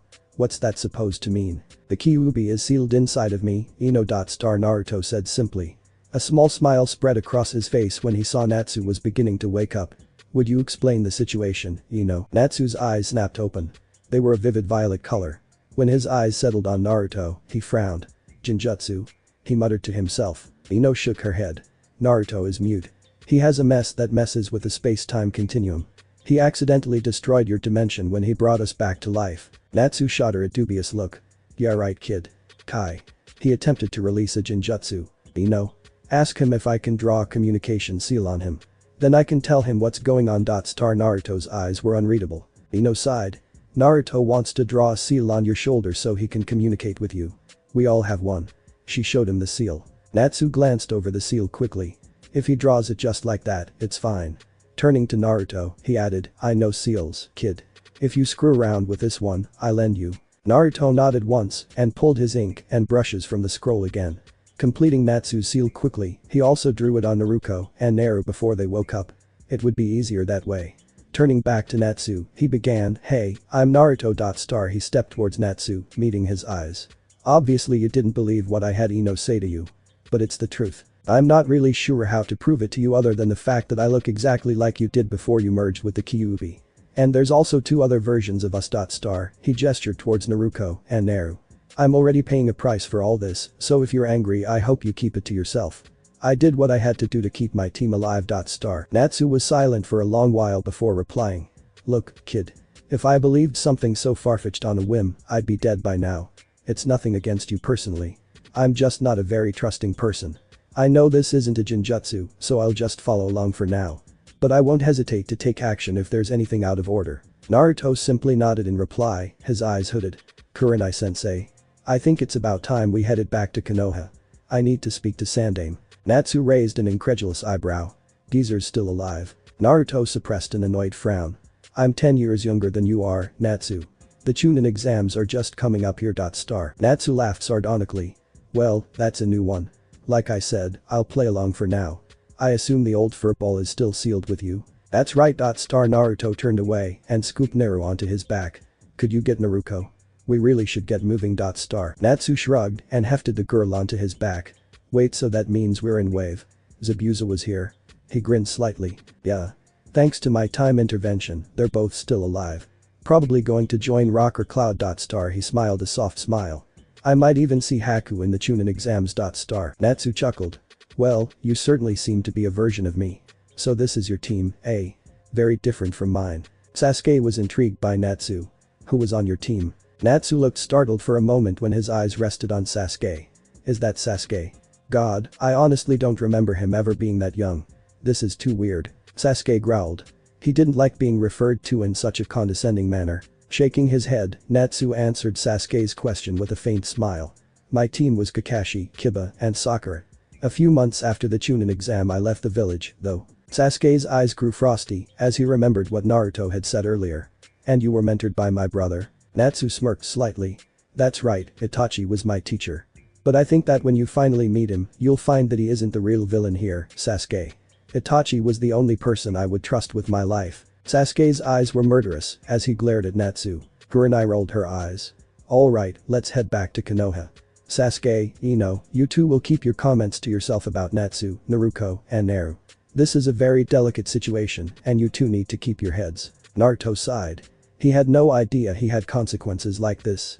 "I hate to sound like Shikamaru, but this is troublesome." The mate and Natsu trekked back towards Konoha and an uncertain future. Thanks for watching my video and make sure to check out the author of this fanfic, link is in the description. See you next time, till then sayonara.